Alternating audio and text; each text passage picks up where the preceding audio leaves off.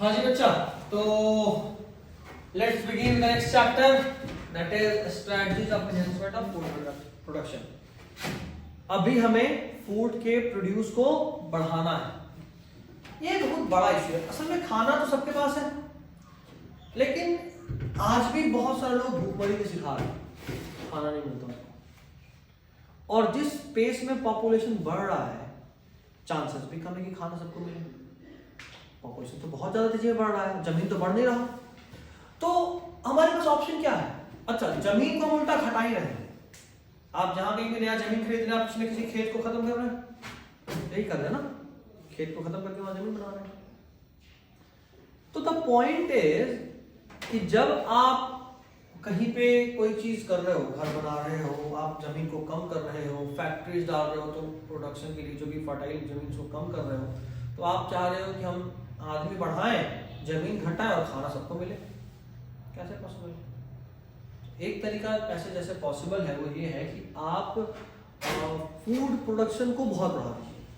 पहले 1 कट्ठा जमीन से 1 क्विंटल धान हो रहा था, अब उसी 1 कट्ठे जमीन से 4 क्विंटल धान उगाइए, तभी सबका पेट भरेगा, और तो ऑप्शन ही नहीं है ना। तो एक ये चीज यहाँ से शुरू हुआ कि स्ट्रेटजीज तब बनाना पड़ेगा। तो हम लोग इस चैप्टर को 2 पार्ट में पढ़ेंगे। एक जिसमें प्लांट के ग्रोथ के लिए स्ट्रेटजी बनाएंगे, फसल कैसे अच्छा उगाएं, और दूसरा जिसमें एनिमल, क्योंकि दूध, दही, चिकन, मटन, मछली, है ना, ये सब भी खाते हैं, हनी भी से हनी लेते हैं ना। तो मेरे को जानवर का भी उतना ही जरूरत है जितना खाने प्लांट का है। जानवर भी बहुत लोग तो सिर्फ नॉनवेज ही खाते हैं, कुछ को तो ऐसे चिकन का आदत होता है कि दूसरे दिन चिकन नहीं मिला, तीसरे दिन खुद ही मुर्गा बन जाना है, ऐसा वाला scene. Animal husbandry is agriculture practice of breeding and raising livestock. वो सारे जानवर जो इंसानों के लिए जरूरतमंद है, उन सबको बड़ा करना और उनको और अच्छे तरीके से ब्रीड कराना, ठीक है। बहुत सारे एनिमल्स और उनके प्रोडक्ट्स इन्वॉल्व हैं, जैसे दूध के लिए अपन बकरी, भैंस और गाय, अंडा के लिए पोल्ट्री बर्ड जैसे चिकन हो गया, डक, टर्की, गीज। कोई बत्तख का अंडा खाया है? वो खाते हैं। कबूतर का अंडा भी खाते हैं, दिल्ली में कबूतर का अंडा बिकता है। टर्की, गीज, ये सब मीट के लिए कैटल, गाय, भैंस, सिप, भेड़ और पिग, पॉर्क, ये सब खाते हैं, ठीक है। अलग अलग जगह पे खाते हैं। फॉरेन में तो बीफ भी खूब चलता है और पॉर्क भी खूब चलता है, ठीक है। फिर ऊन के लिए सिल्क के लिए सिल्क वॉर्म, और हनी के लिए ये सब करते हैं।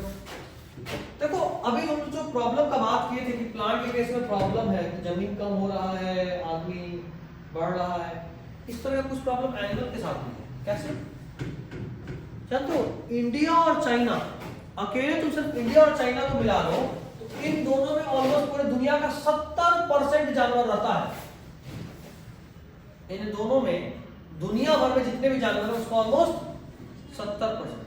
लेकिन दुनिया भर में जो जानवरों से उत्पाद निकलते हैं, प्रोडक्ट्स निकलते हैं, उसमें से प्रोड्यूस सिर्फ 25% करता है। मतलब दुनिया भर के 100 जानवर में से मेरे पास 70 जानवर हैं, लेकिन दुनिया भर में 100 जानवर से बनने वाले 100% प्रोडक्ट में सिर्फ 25% ही मेरा, बाकी का 75% उसे 30% निकाल रहे हैं।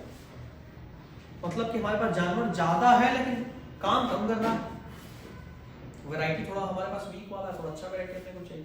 तो इसीलिए हमें एनिमल्स के ब्रीड को बढ़ाना है, उसको ब्रीडिंग एक तो अच्छे से कराना, अच्छा ब्रीड बनाना है, और दूसरा जो है उनको अच्छे से उनसे प्रोडक्ट ऑब्टेन करना है, लेना।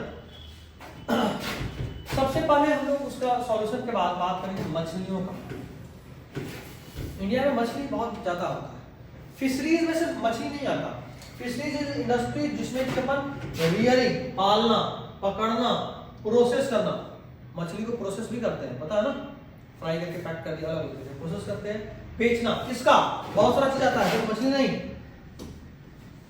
मछली, घोंघा, मोलस्क, क्रस्टेशियन जैसे कि प्राउन और क्रैब, केकड़ा, उसके अलावा एक्वेटिक एनिमल्स और भी होते हैं।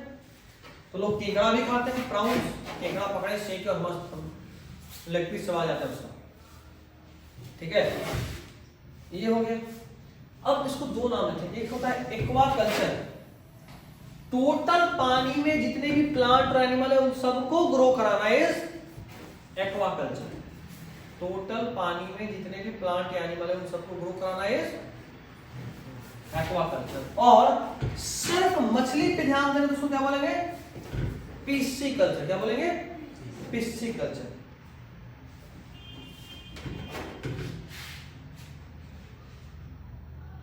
अब हम लोग उससे क्या क्या प्रोडक्ट बनता है उसको देखते हैं। खाना देता है कौन कौन? लॉबस्टर, प्राउन, मछली या और भी ऑयस्टर जो होते हैं वो खाना मिलता है। उसमें कुछ फ्रेश वाटर होते हैं, कुछ मरीन वाटर होते हैं। कुछ फ्रेश वाटर और कुछ मरीन वाटर। फ्रेश वाटर कौन? जो साफ पानी, जैसे हमारे यहाँ नदी में, तालाब में जो मिल जाए उसको बोलते हैं फ्रेश वाटर। और कुछ मछली जो समुद्र में रहती है, खारे पानी में रहती है, उसको बोलते हैं मरीन वाटर फिश। आपको एग्जांपल याद रखना है, कातला, रोहू, कॉमन कार्प फ्रेश वाटर है, और हिल्सा, सैग्रेड, मैक्रेल, पॉम्फ्रेट ये सब क्या है? मरीन फिश है। ठीक है। इंडिया में मछली के पॉपुलेशन को बढ़ाने के लिए, जैसे ग्रीन रेवोल्यूशन पढ़े होगे ना, फूड जो भी प्लांट है क्रॉप यील्ड बढ़ाने के लिए ग्रीन रेवोल्यूशन आया था, डॉक्टर एमएस स्वामीनाथन लाए थे। उसी तरह दूध को बढ़ाने के लिए व्हाइट रेवोल्यूशन हुआ था, विजय कुरियन लाए थे। ठीक है। उसी तरह मछली के प्रोडक्शन को बढ़ाने के लिए जो आया था उसको बोलते हैं ब्लू रेवोल्यूशन। क्या बोलते हैं? Blue revolution. ये याद रखना है। ठीक है। एक गोल्डन रेवोल्यूशन भी आया था इंडिया में तेल के प्रोडक्शन को बढ़ाने के लिए। ठीक है। अब अगर आपको अच्छे से प्रोडक्शन करना है तो आपको 2-3 काम करना होगा। एक तो जो आपके पास जानवर है उसको अच्छे से खाना वाना खिलाइए, बीमारी से बचाइए और अच्छे से ब्रीडिंग कराइए। उसके लिए देखो, सबसे पहले हमने जो कुछ 2 तरह का फार्म डेवलप करा, एक डेयरी फार्म और दूसरा पोल्ट्री फार्म। डेयरी फार्म में जानवर को संभाल रहे थे, पोल्ट्री फार्म में चिकन, बर्ड्स। डेयरी फार्म को कैसे करते हैं? डेयरी फार्म में हमारा मेजर एम होता है कि एनिमल्स को दूध और दूध से बनने वाले प्रोडक्ट के लिए तैयार करना, जिसमें मेजरली गाय और भैंस आते हैं। क्या क्या एम होता है? सबसे पहले उनका ईल्ड बढ़ाना, दूध ज्यादा उत्पादन, ज्यादा दूध बने। गाय या भैंस यही है ना, ज्यादा दूध बने। किस पे बेस करेगा? सबसे चीज ज्यादा जिस पे बेस करता वो है क्वालिटी। उसका नस्ल कैसा है, जर्सी है कि देसी गाय? जर्सी ज्यादा दूध देगी, देसी गाय कम देगी। अब इसमें तुम दूध बढ़ा थोड़े सकते हो कि देसी गाय को बोले ठीक है 1 रसगुल्ला ज्यादा खिलाएगा, दूध ज्यादा दे दे 1 लीटर। थोड़ा हो सकता है? नहीं हो सकता। तो ये ब्रीड पर डिपेंड करता है। एक और बात जो यहाँ समझने वाला है वो ये है कि ब्रीड के साथ 2 बात होता है। आप लोग अगर गाय नहीं देखेंगे तो कुत्तों में तो जरूर सुनोगे, डॉग्स में जो इंडियन ब्रीड होता है, जो स्ट्रीट डॉग 3 बार कचरा खाता है, कचरे में रहता है, लेकिन बीमार नहीं पड़ता। ये लगभग दिखने में सुंदर नहीं होता, उतना नहीं होता है, प्यारा होता है, बहुत प्यारा होता है, उतना सुंदर नहीं होता। और ना ही उसके पास उतना एबिलिटी, आईक्यू इतना तेज नहीं होता कि सूंघ के चोर पकड़ ले, लेकिन बीमार नहीं पड़ता है, बड़ा ढीठ किस्म का होता है, कुछ भी कर लो ठीक है। और जो फॉरेन ब्रीड होता है वो नीचे चला जाए, खाली मिट्टी में 4 बार कूद ले तो अगला दिन बीमार पड़ जाएगा, डॉक्टर के पास लग रहा है इंजेक्शन, लेकिन उसका नाक बड़ा तेज होता है, दिमाग बड़ा तेज होता है। एक बोला टॉमी दिस तो वही करेगा, है ना। ये खास बात है ब्रीड। लेकिन साथ में 2 चीज जुड़ता है, एक कि अगर उसका हाई यील्डिंग पॉपुलेशन है तब हम उसको रखेंगे, या फिर उसमें बीमारी से रेसिस्टेंस बहुत ज्यादा है। तो हमारे यहाँ जो ब्रीड है उनमें ये तो है लेकिन ये नहीं, और फॉरेन वाले में ये तो है लेकिन ये नहीं, ऐसा।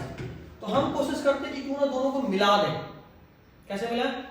एक इंडियन गाय को एक एनआरआई बैल से शादी करा सकते हैं ना, एनआरआई जो इंडियन नहीं है, जैसे मान लो जर्सी।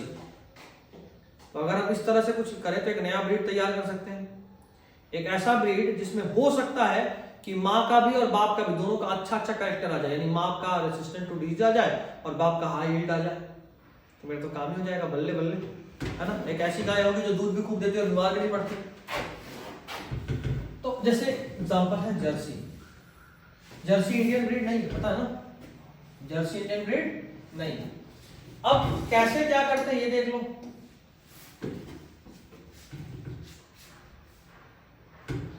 अगर तुमको अपने जानवरों को ठीक रखना है तो सबसे पहले उसको अच्छे से घर में साफ सुथरा घर में रखना होगा। अब गाय है, हर तरफ खाली गोबर है और गोबर के साथ छोड़ दिए तो बीमार तो पड़ेगी ही पड़ेगी।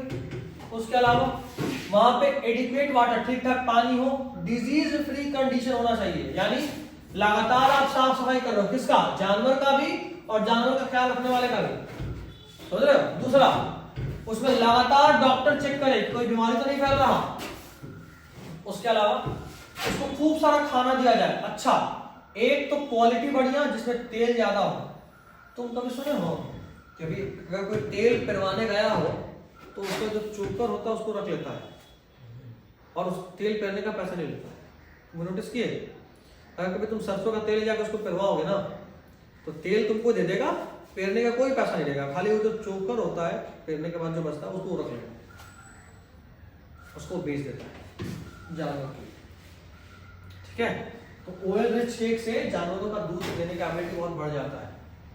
उसके अलावा उसमें सब कुछ क्वालिटी बैलेंस होना चाहिए, हार्ड जो भी उसको खाने में चाहिए। जैसे मान लो तुम कुत्ता को दूध नहीं पिला सकते, पता है ना, कुत्ता को दूध पिलाने से कुत्ता का और हालत खराब ही होता है। कुत्ता को दही देना चाहिए, दूध उसमें नहीं पचता।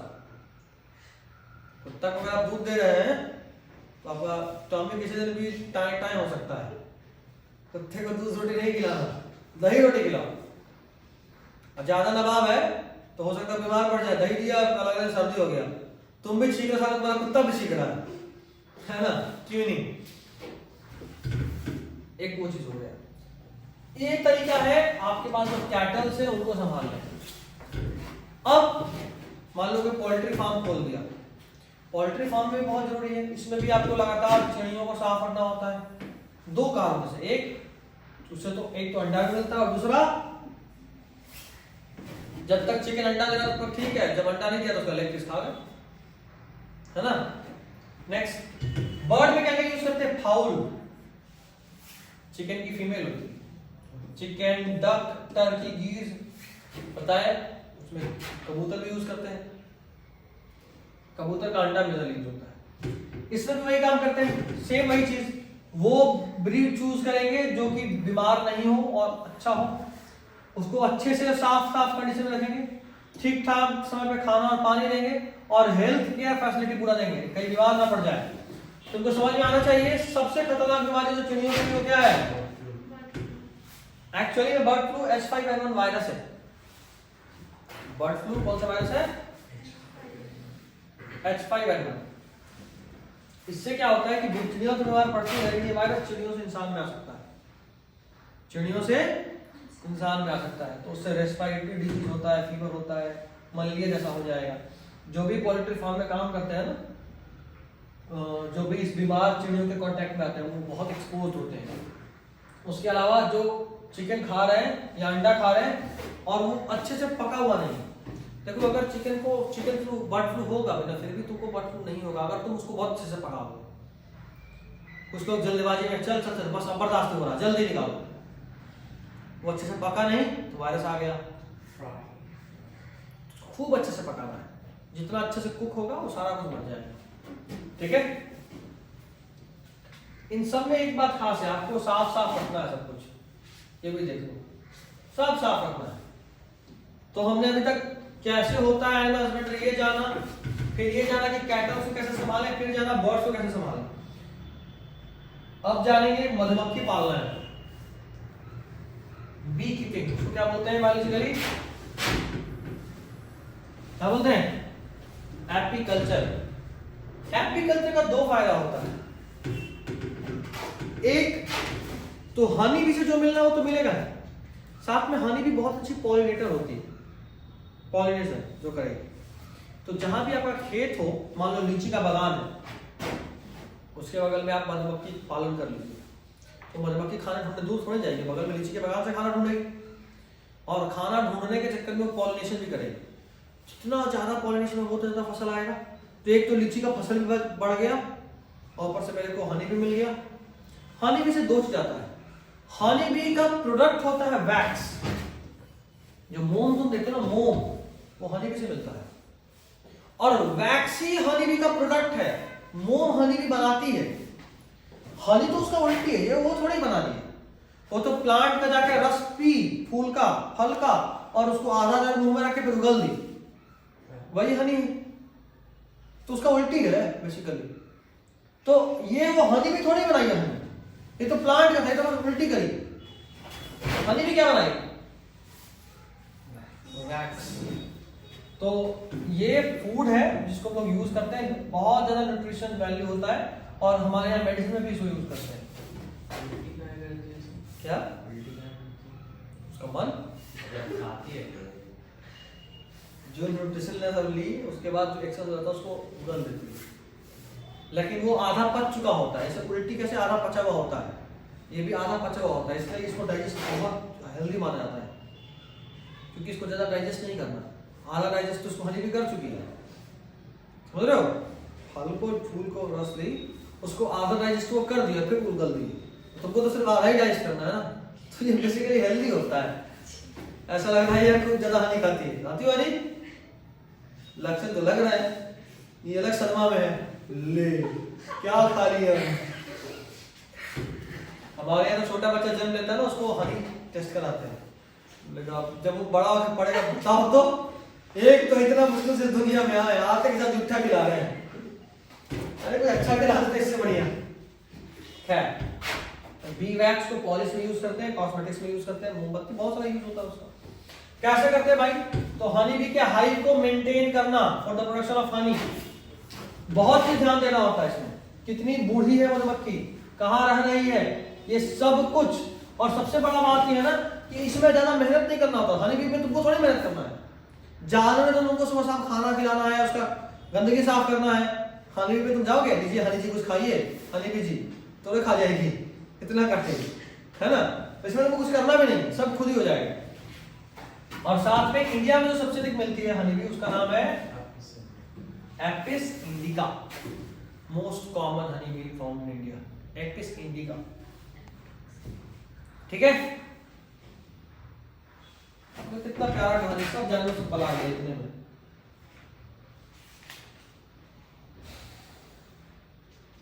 अच्छा देखो बता, जैसे बी से क्रॉप फील्ड भी बढ़ जाता है, क्यों भाई? वो बहुत ही पॉलिनेटर है, देख रहे हो? क्रॉप में सनफ्लावर, एप्पल, पियर, ब्रासिका, फ्रूट के ऑर्किड्स पे बहुत काम करते हैं, बहुत काम करते हैं, बहुत मेहनती है। बी कीपिंग को अगर सक्सेसफुल करना है तो उसके लिए कुछ काम पे ध्यान देना पड़ेगा। क्या क्या? देखिए, आपको हनी बी के नेचर और हैबिट के बारे में पता होना चाहिए। हनी बी है इस वैरायटी के, जिसको ये वाला फल ज्यादा पसंद है, ऐसा वाला चीज। दूसरा, कितने दूरी पे रखें। मान लो मेरे पास एक फसल है यहाँ पे लीची का बागान, लेकिन हम उसको हनी बी को वहां रख रहे हैं, तो कोई फायदा है? एक तो हनी बी को भी खाना नहीं मिलेगा, वो भी भूखे मरेगी, और तुम्हारा लीची का लीची डूबेगा। इससे बड़े यहीं उगाओ, तो तुम्हारा हनी बी को भी खाना मिल गया, लीची का लीची हो गया। उसके अलावा कैसे तुम उसको पकड़ोगे? Catching and hiving, swarm, swarm is group of bees, कैसे पकड़ोगे? उसका भी टेक्निक है। अब तुम गए हनी बी को क्या पकड़ लेंगे मच्छर की तरह, तो तुम्हारा लुल्ला बुला देगी काट काट के, है ना? यही चीज यहाँ है। नेक्स्ट, हर अलग अलग सीजन में कैसे उसको रखें और उसको हैंडल कैसे करें, हनी को, बी वैक्स को। हनी निकालना भी अपने आप में कला है। तुम चुपचाप जाओगे कि हनी बी जी थोड़ा सा हनी उधार दे दीजिए, कल लौटा देंगे, तो हनी बी जी तुमको ऐसा उधार दीजिए कि उसके बाद हाथ फैलाने लायक नहीं रहोगे। ठीक है, तो इसलिए ये भी एक तरीका कि कैसे आप निकाल रहे हैं, बहुत मैटर करता है। देखो, पॉलिनेशन की एफिशिएंसी को बढ़ाकर ये पॉलिनेशन को भी बढ़ा देती है। ठीक है, चलिए अब बारी आया एनिमल ब्रीडिंग का।